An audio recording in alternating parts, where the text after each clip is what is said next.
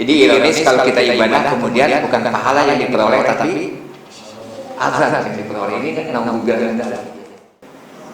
Karena dia menolak Rasulullah Muhammad SAW. Dusta ini sekarang menjadi penyakit menular, Pak. Makanya ketika Indonesia ini ingin lepas dari keterpurukan, kembali kepada nilai-nilai Islam.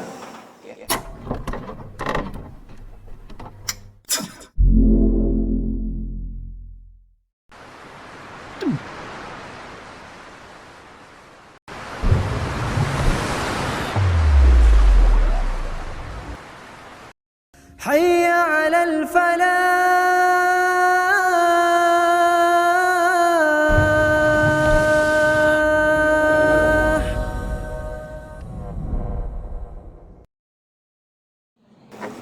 إن الحمد لله نحمده ونستعينه ونستغفره ونعوذ بالله من شرور أنفسنا ومن سيئات أعمالنا من يهده الله فلا مضل له ومن يضلل فلا هادي له أشهد أن لا إله إلا الله وحده لا شريك له وأشهد أن محمدا عبده ورسوله الذي لا نبي بعده amma ba'd.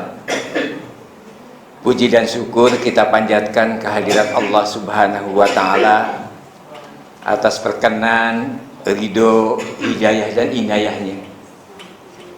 Pada pagi hari menjelang siang ini kita masih diberi kesempatan, diberi waktu, diberi keinginan, kemampuan dan kemauan untuk bersama-sama berada di Masjid Al-Hasan ini dalam rangka sharing ilmu begitu ya. Saya lebih cenderung kepada sharing. Ikhwata iman rahimakumullah, saya harus jujur mungkin kepada ikhwata iman rahimakumullah. Saya ini bukan ustadz begitu ya. Bagus sih. Karena latar belakang pendidikan saya itu manajemen, bukan ustadz begitu ya. Sehingga tadi dipanggil ustadz, ustadznya harus pakai HC gitu ya. Karena ada doktor HC, honoris causa, tidak sekolah tapi dapat doktor. Saya pun nggak nyantri dipanggil ustadz begitu. Jadi ustadznya ustadz HC. Kalau bahasa Sundanya hante cakola katanya. Ibadah iman rahimakumullah. Kajian yang saya akan sampaikan ini sebetulnya sudah saya sampaikan pada saat ceramah Ramadan ya, kalau nggak salah. Kemudian dari pengurus masjid, tolong kita kaji bersama, begitu ya. Ikhwata iman rahimakumullah, dengan keterbatasan ilmu yang agama yang saya miliki, saya mencoba menyajikan ini dan saya mohon kepada ikhwata iman rahimakumullah untuk melengkapi atau menyempurnakan. Dan saya dorong kepada pemuda, kalau dulu Ustadz Marasedek mengarang buku Firis Akidah, nah sekarang pemuda yang harus tampil menyusun buku Firis Ibadah begitu ya. Jadi dari sini dikembangkan untuk dijadikan salah satu kajian atau buku dengan judul Firisnya Ibadah ya. Untuk melengkapi atau menyandingkan dengan yang sudah dikaji oleh Ustadz Marasedek. Ibadah iman rahimakumullah, kalau kita lihat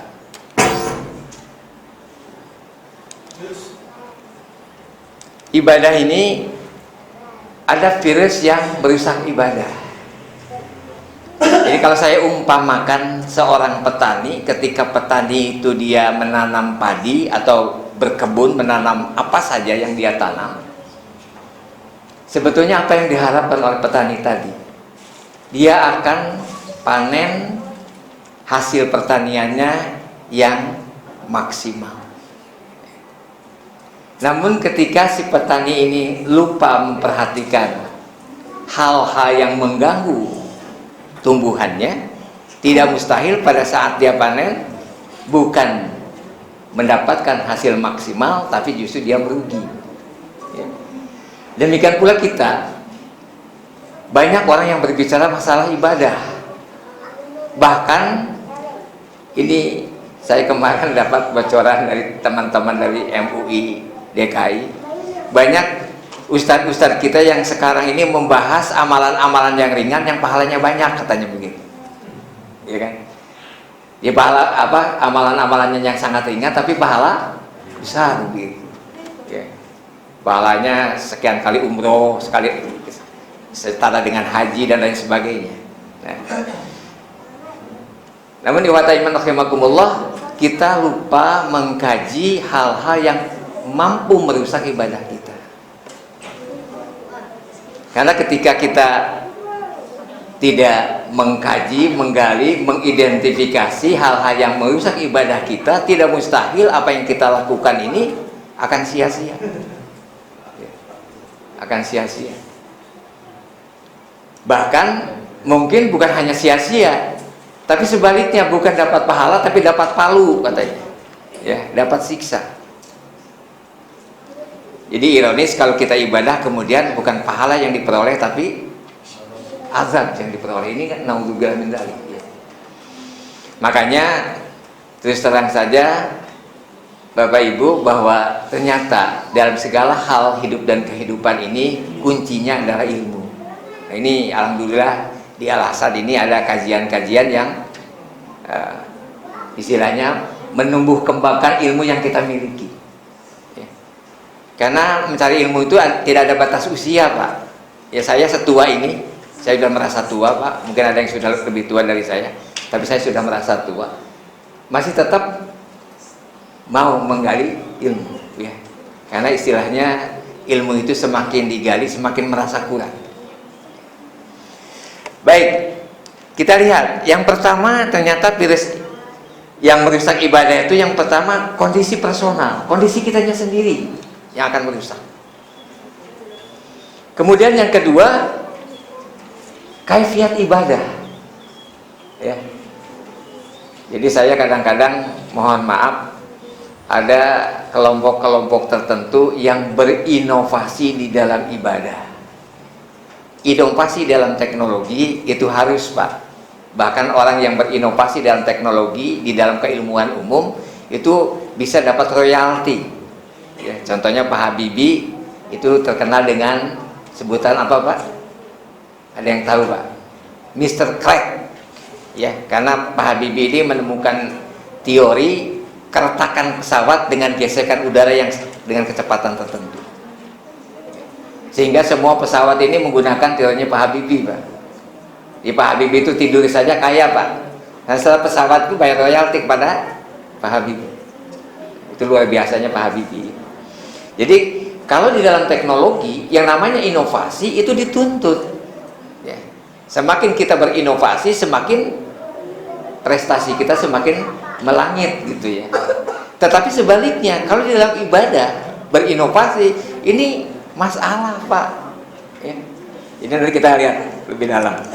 Kemudian yang berikutnya adalah prosesi ibadah itu dari mulai perencanaan sampai pasca pelaksanaan. Jadi nanti kita lihat bahwa ternyata ibadah itu yang paling berat, mempertahankan nilai ibadah itu pasca pelaksanaan. Orang ada yang lulus pada saat niat, lulus pada saat pelaksanaan, tapi tidak lulus pada pasca pelaksanaan. Ini yang paling berat di paskanya, Pak. Kita lihat lagi. Ini personal, kondisi personal atau status. Yang pertama kafir, Pak. Ya, kafir di sini bukan berarti dia kafir 100% tidak, Pak. Tapi kafir kepada sebagian ayat-ayat Allah, kepada hukum-hukum Allah. Dia boleh jadi Islam, dia boleh jadi ngakunya mukmin, tapi ada perkara-perkara tertentu yang dia tidak suka dengan diatur oleh Allah. Salah satu contoh kemarin, Pak, ada tetangga saya datang ke rumah, tolong dihitungkan waris. Mereka tahu kalau orang-orang Persatuan Islam itu ahli di dalam bidang waris, Pak. Ya. Akhirnya saya minta datanya, luar biasa, Pak. Warisnya dibagikan setelah sekian puluh tahun meninggal, bayangkan, Pak. Dan para ahli waris yang pada saat itu masih hidup sudah banyak yang meninggal. Ini ribet sekali kita menghitungnya, jauh. Tapi apa yang terjadi setelah dihitung, saya santumkan di situ ayat Qur'annya, ayat berapa yang berkaitan dengan pembagian itu. Kemudian dia musyawarahkan dengan keluarganya, dia balik lagi, Pak Ustadz minta dibagi rata saja. Ya. Ini salah satu contoh, ya Pak. Saya katakan kalau dibagi rata bukan kewenangan saya, silahkan aja cari yang lain yang membagi. Karena saya akan membantu orang yang menolak menolak ayat-ayat Allah, saya membantu, kan itu nggak boleh Pak, ya. Yang pertama kafir, yang kedua musyrik. Ya.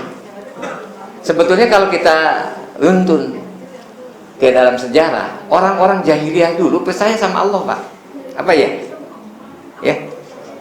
Kenapa dia dikatakan kafir? Karena dia menolak kerasulan Muhammad SAW.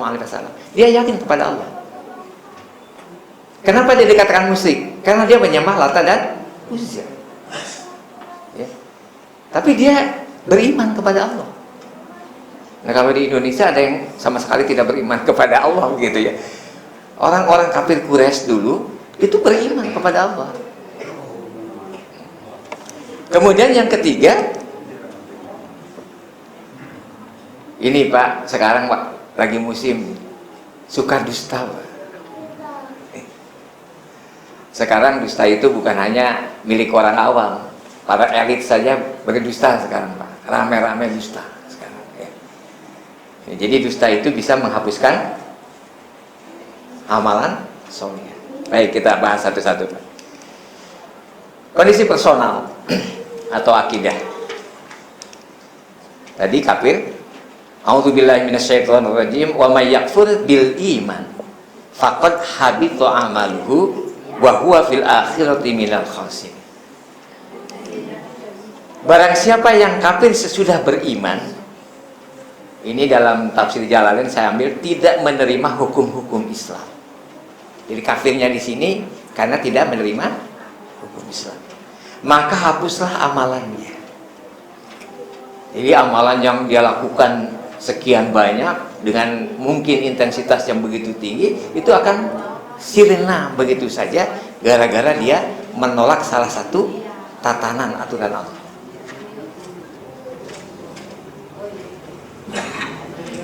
Salah satu contoh, iwata iman rahimakumullah, tidak sedikit pada saat pilkada kemarin DKI, banyak yang menolak surat Al-Maidah ayat 51. Ngaku muslim tapi ya. Ini salah satu contoh gitu ya. Jadi ini yang pertama, yang contoh yang real yang kita saksikan. Yang kedua tadi yang bagi waris Pak, ya. Bagi waris itu kadang-kadang seperti itu. Saya sampai ketika mertua saya meninggal, karena bagi waris itu harus disegerakan. Kenapa Pak disegerakan waris Pak? Karena apa?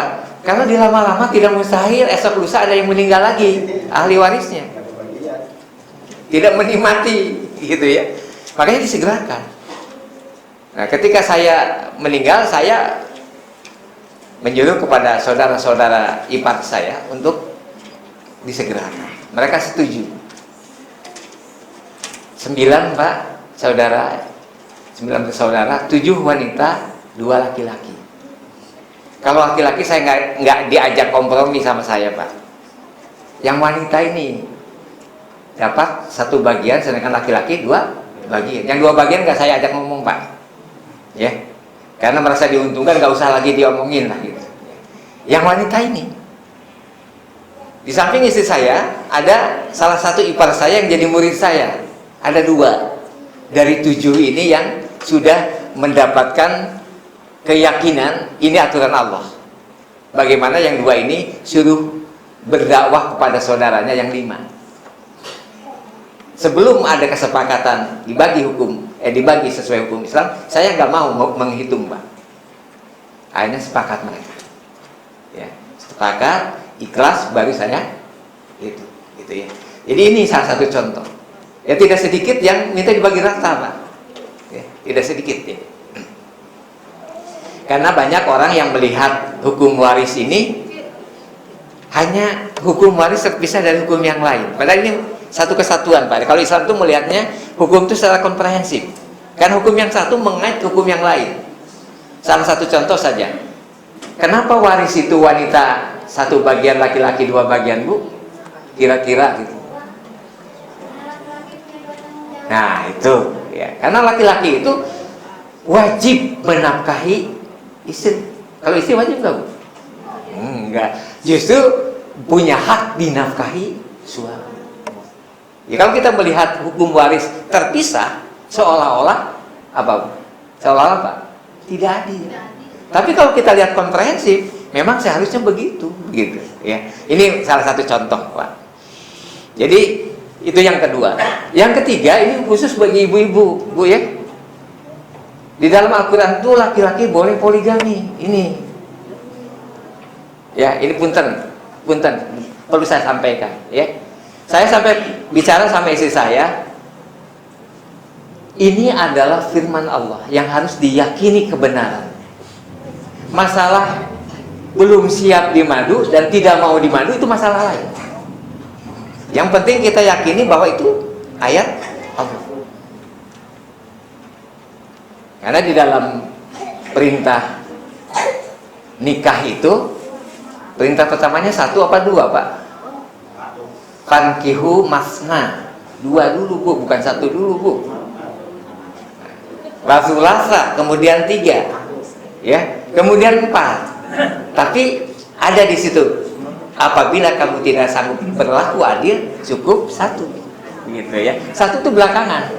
Jadi kalau saya lihat satu itu darurat bagi rijalun dhaifun, untuk laki-laki yang lemah, ya.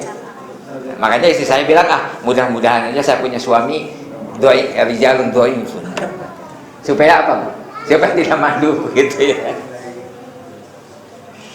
Jadi ini mesti diyakini walaupun kita tidak siap dan tidak mau, ya. Ya. Kita harus diyakini bahwa itu adalah ketentuan Allah Subhanahu wa taala. Karena ketika kita menolak ketaatan kita kepada Allah, ketaatan kita kepada Rasul, ibadah kita kepada Allah, itu akan sirna. Ini yang paling berat, Pak, Bu, ya.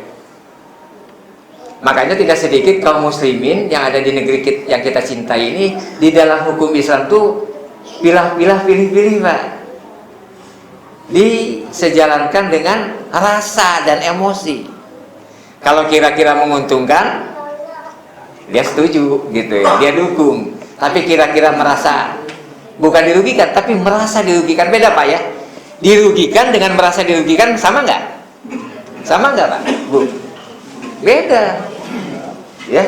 Kalau dirugikan jelas itu faktual dia rugi. Tapi kalau merasa dirugikan belum tentu rugi.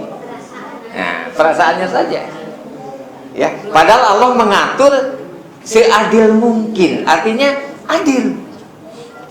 Cuman perasaan kita merasa dirugikan, itu ya. Intinya di situ. Jadi aturan Allah itu tidak ada yang menyengsarakan, tidak ada yang mentelantarkan manusia. Ya. Tapi Allah akan memberikan apa namanya, Bu?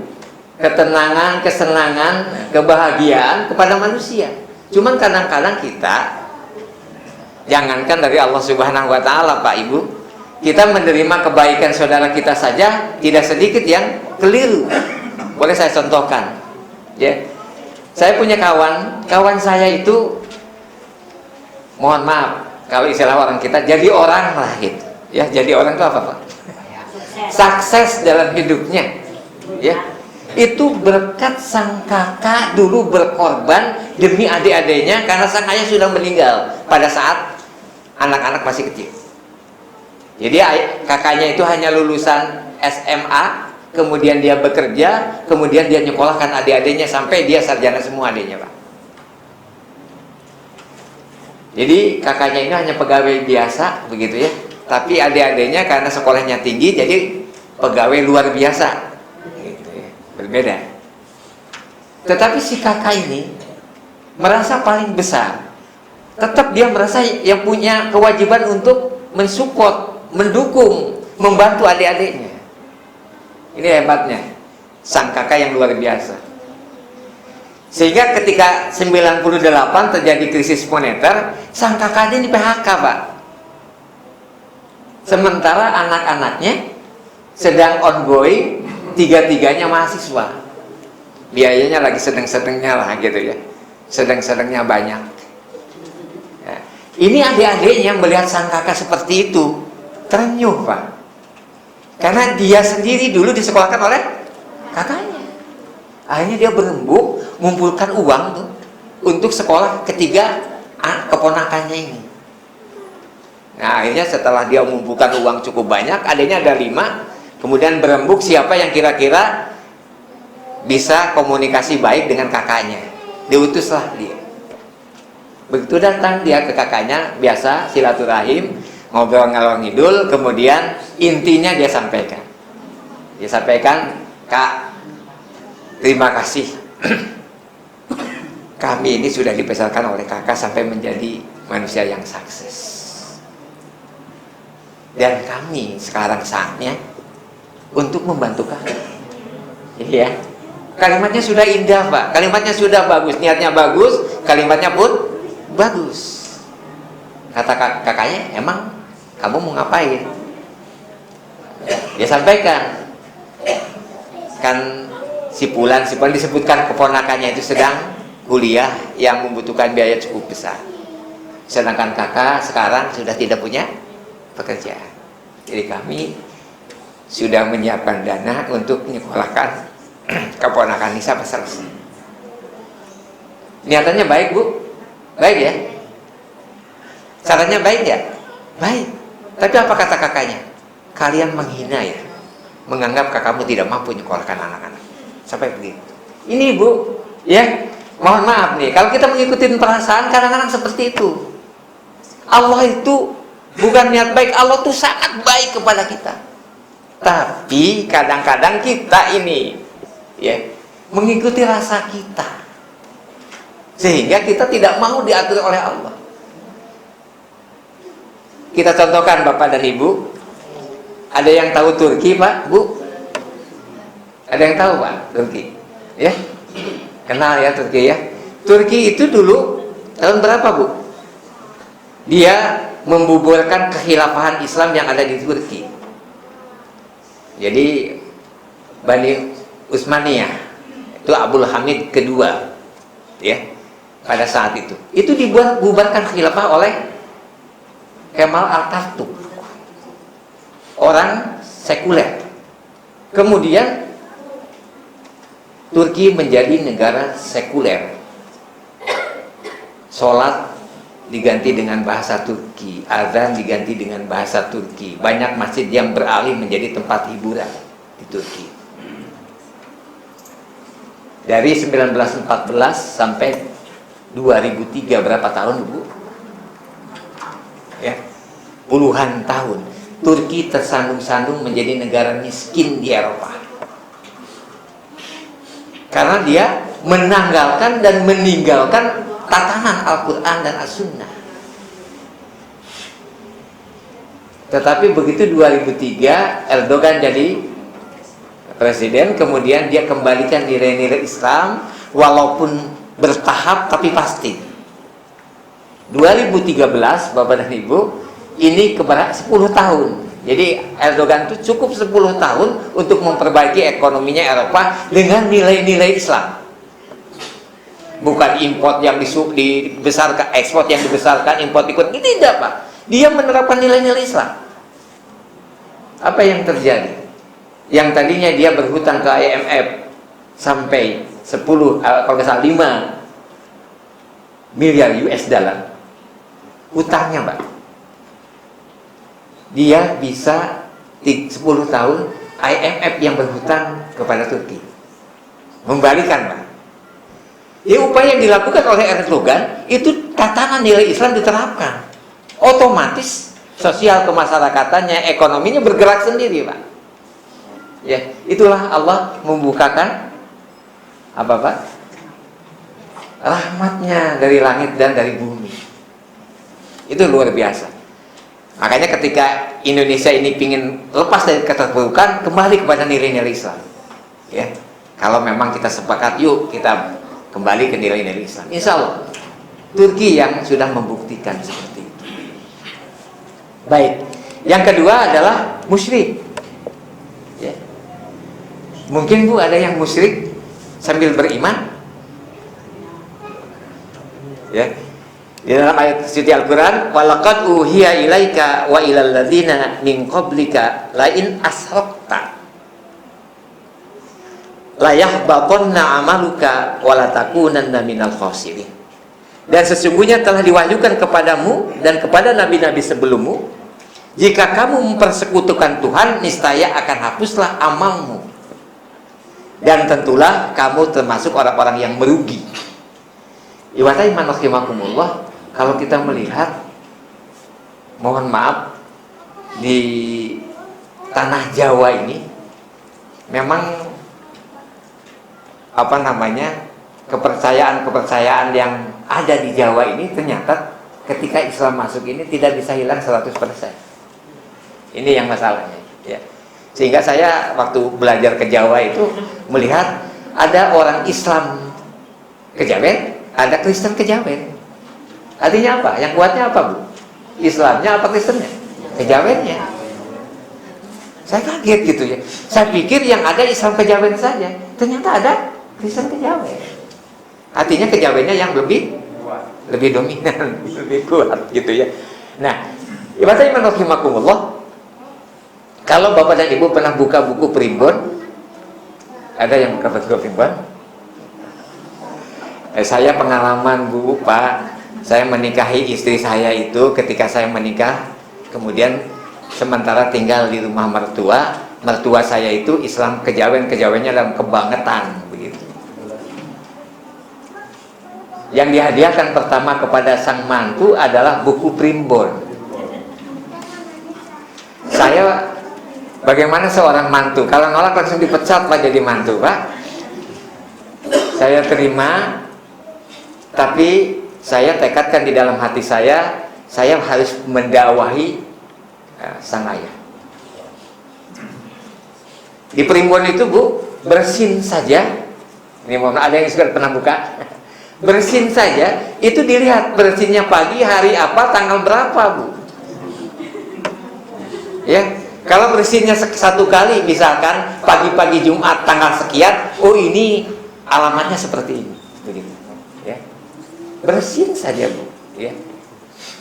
Itu kalau yang dibahas sama Ustadz Marsedek kan ada yang kebiasaan kita kalau mata berkedut-kedut gitu kan, katanya yang kiri di atas begini begitu. Itu memang dikaji oleh Ustadz Marsedek, itu ternyata dari agama-agama sebelum Islam masuk. Ya, ada. Itu dikaji oleh Ustadz Marsedek di dalam akidah Firis Akidah. Jadi intinya seperti itu, ya. Bahkan ketika dia mau menikah, ya, mohon maaf kalau ada yang menikah padahal pejabat di hari kerja, jangan-jangan menghitung dulu, Bu. Ya, harusnya pejabat itu kan dari hari libur supaya tidak meninggalkan tugas begitu ya. Tapi kan tidak sedikit pejabat yang menikahkan putra putrinya atau dia yang menikah pada hari kerja, karena tak hasil hitungan, Pak. Dihitung gitu, ditanya lahirnya hari apa, nah, watonnya gitu ya. Nah, kemudian calon istrinya hari apa dihitung oleh mereka, oh harus tanggal sekian, bulannya harus ini, harinya hari ini. Nah, ini kalau kita meyakini ini adalah syirik. Ya. Ini banyak, Bu. Ya. Bahkan ada yang sudah Islamnya di Jakarta saja masih ada yang hitung-hitungan, Pak. Mohon maaf. Sudah ada hitung-hitungan. Tapi saya ketika mantu dengan orang Batak Nasution, Pak, di sana mereka sudah tidak pakai hitung-hitungan di sana. Ya. Jadi tidak ada hari baik, semua hari adalah baik. Begitu. Hari itu tergantung kita mengisinya, ya, ya. Bukan harinya yang baik, tapi kitanya yang mengisinya dengan baik. Itu yang paling penting. Kemudian tidak sedikit pula di antara umat Islam ini yang sudah rajin sholatnya, tetapi dia meyakini, mohon maaf, benda-benda keramat, ya. Sebangsanya keris dan lain sebagainya, Pak. Ya. Saya ingat saja ketika mertua saya sudah taslim, ya, dia menyatakan, nak, bapak ini punya jimat, dari mulai besi kuning dan lain sebagainya sampai batu-batuan. Kalau ini bapak tinggalkan pasti akan diteruskan oleh anak-anak. Supaya putus keyakinan ini, bagaimana? Saya sampaikan, Pak, ditanam saja, tapi bapak jangan sampai ada yang tahu, siapapun yang menanam. Sehingga saya sendiri sampai sekarang nggak tahu ditanamnya di mana jimat-jimatnya. Nah, beliau, ya. Jadi intinya seperti itu. Jangan sampai ini turun kepada anak, jadi musyriknya diapakan? Diwariskan. Nah ini ya, ini mertua saya tuh sampai begitu, nggak mau anaknya yang seperti beliau. Saya dakwah dengan beliau itu bukan dakwah langsung, Bu. Saya hanya berikan 2 majalah Risalah dan majalah Iber. Iber yang bahasa Sunda, ada yang pernah? Jadi saya dari Bandung ke Jakarta, karena saya di Bandung, sepupu saya ini di Jakarta, saya bawakan, simpan di meja, tinggal dia baca satu. Akhirnya dia bikin surat, nak, bapakmu mau sholat, gimana sholat yang baik, sholat yang benar. Saya kepaksa pakai surat menyurat, Pak, ngajarin sholat itu nggak langsung, karena kami di Jakarta, di Bandung, beliau di Jakarta. Ya. Tapi alhamdulillah, ya, step by step. Nah, 1 langkah tapi pasti, daripada 10 langkah tapi ragu, kan gitu ya. Itu alhamdulillah. Jadi intinya masih banyak yang seperti itu. Bahkan tidak sedikit, mohon maaf, kenapa saya tidak senang melihara hewan, Pak? Ya, mau kucing, anjing maupun apa, burungnya. Karena banyak yang meyakini setelah dia memelihara hewan itu, rezekinya semakin melimpah. Nah, ini ada keyakinan bahwa yang memberikan rezeki itu siapa, Bu? Ini diantaranya. Jadi intinya, ya wa ta'iman rahimakumullah, semua hal-hal yang seperti itu harus bersih kalau kita memang ibadah kita ingin menjadi tabungan kita kelak di akhirat. Jangan sampai kita menyesal begitu di akhirat, merasa Pak amalannya sudah banyak, ternyata tidak ada yang bisa dipanen. Begitu. Itu yang kedua. Kemudian yang ketiga dari kondisi personal ini adalah dusta. Ya, ini dalam hadis Nabi dikatakan, malam yada qaulan zuri wal amala bihi falaisa lillahi hajah fi an yada'a ta'amahu wa syarabahu. Jadi ini kaitannya dengan saum. Barang siapa yang tidak meninggalkan perkataan dusta malah mengamalkannya, maka Allah tidak butuh dari rasa lapar dan haus yang dia tahan. Jadi saum sambil berdusta, saumnya itu kosong. Ya. Sholat tapi berdusta sama, Bu. Ya. Ini dalam hadis ini di dalam saum. Saum itu adalah ibadah yang khusus, pahalanya langsung Allah yang memberikan. Jadi, ya iman rahimakumullah, dusta ini sekarang menjadi penyakit menular, Pak. Ya. Kenapa menjadi penyakit menular? Karena yang berdusta ini sudah bukan orang awam lagi, bukan penipu lagi, tapi para elit, para pejabat publik. Ini yang bahaya, Pak. Apalagi kalau dustanya itu di TV disaksikan oleh anak-anak kita yang sedang berkembang. Ya. Jangan sampai kayak istilah pernah saya sampaikan di sini beberapa tahun yang lalu. Jangan seperti kita mendidik anak, kepada anak, nah jangan dusta begitu. Ketika sang ibu kecapean pulang ke rumah kemudian tidur, pesan titip ke anaknya, kalau ada yang cari ibu, bilang ibu belum pulang. Begitu, ya. Ini kan sama.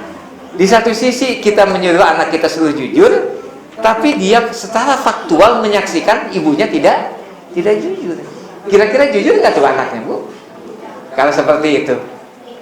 Jadi dia bilang dusta itu sah-sah saja. Nah, ini barangkali generasi yang sekarang menjadi elit-elit ini banyak generasi yang seperti itu. Ya. Sehingga banyak yang berdusta. Apa ya? Apa ya, Bu? Ada yang berdusta nggak, Bu? Sampai pejabat yang satu yang lain sama-sama duanya pejabat, masalah yang sama, yang satu bilang A, yang satu bilang B. Kalau masalah yang sama, ada yang berbeda, berarti ada yang berdusta di antara dua. Ini yang terjadi. Saya lucu kemarin ketika Panglima mengatakan ada impor senjata oleh non ABRI 5.000 pucuk gitu ya.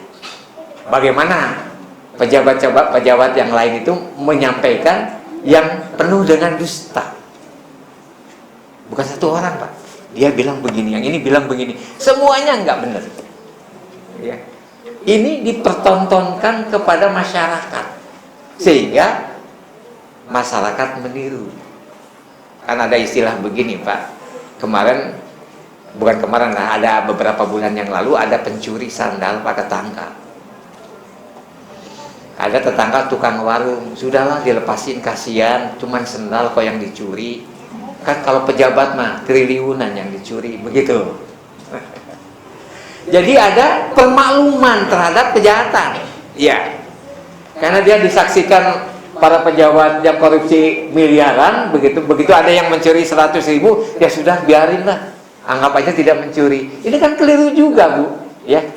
Jadi ada permakluman dikarenakan kondisi situasi para elit seperti itu.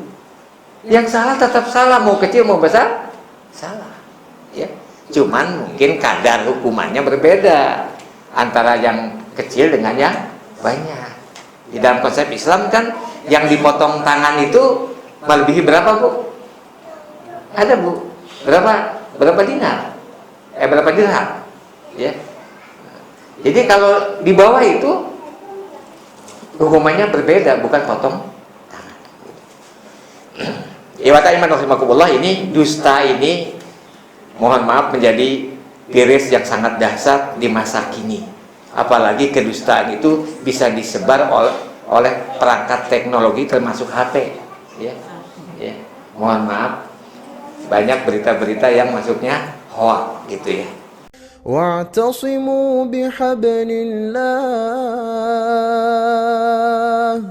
واعتصموا بحبل الله جميعا ولا تفرقوا